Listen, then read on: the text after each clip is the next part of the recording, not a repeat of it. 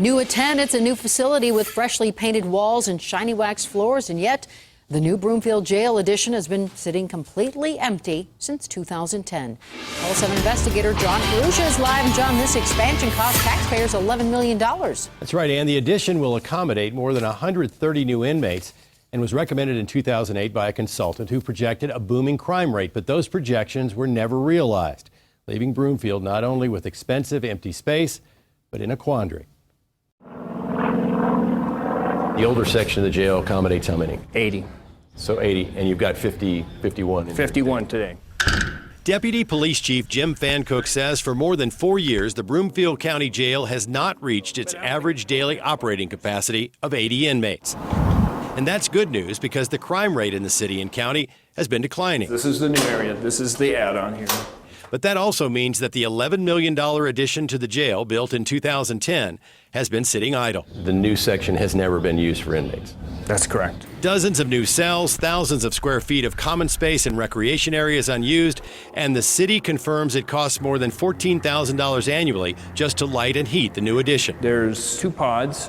There's a women's and there's a men's, and then we have a alternative sentencing unit. If you filled this, the women's and the ASU, there's 138 additional spaces. Bob Gazer was a city councilman when the jail proposal was discussed and submitted to the council in 2008. There was a fear factor that there would be an increase in population, that we would have to triple bunk, and we were doing some triple bunking, and that would be a violation of federal standard. He says an outside consultant projected that the inmate population was going to expand dramatically, and without more cells, that was a threat to public safety. Some of the population would be released who should have been incarcerated. There was never any scare tactic given. Charles Ozaki is the city manager of Broomfield. He defends the decision to rely on the consultant's erroneous projections. And the consultant was wrong, as it turns out.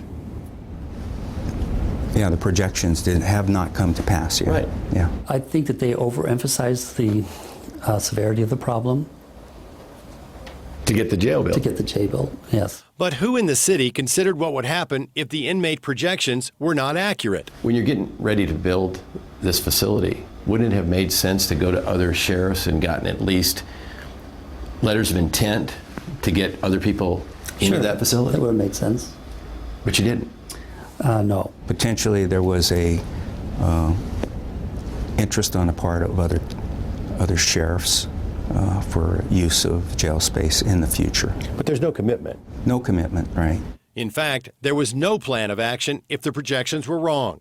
And even though the economy crashed in 2008 and 2009, the city never went back to assess what impact that would have on the project before beginning to build.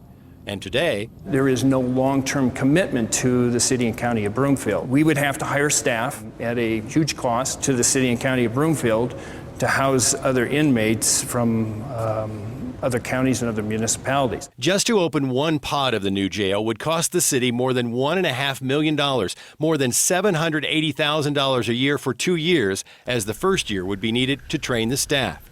But there's more. We've had as many as 14 women, causing overcrowding, and so we've had to house them in other facilities. You mean outside here? Outside this facility, yes. And you have to pay to do that? Yes, we do. You heard it correctly. Our investigation has found that since the new jail addition has been ready, the city of Broomfield has spent nearly $125,000 to house its prisoners at other jails because it can't afford to open its own jail addition. It's a lot more cost effective to have a few prisoners housed in other jails than it is to open the expansion area of our jail. Meanwhile, the utilities are paid monthly and the jail sits empty with no anticipated date when it might open. So now you have a lot of excess capacity. It's not excess. It's available, but it's available for the future, and we're a growing community. Broomfield is projected to grow from around 57,000 people to slightly over 95,000 people. That's a projection. That's a projection, yeah. And that may not come to pass either. You know, at some point, we will use the capacity. The city has done no formal study to determine how many inmates it will take to make the opening of a new space cost effective, but officials estimate that when the current women's population reaches 20 inmates for 6 months, or 68 men for the same sustained period, new staff could be hired to begin training. At this point, no one has any idea when those numbers might be reached. I'm John Ferrugia, 7 News. If you have a story idea for the Call 7 investigators, call 303-832-7777, or you can send an email to call7@thedenverchannel.com or use the Tell Us button on the 7 News app.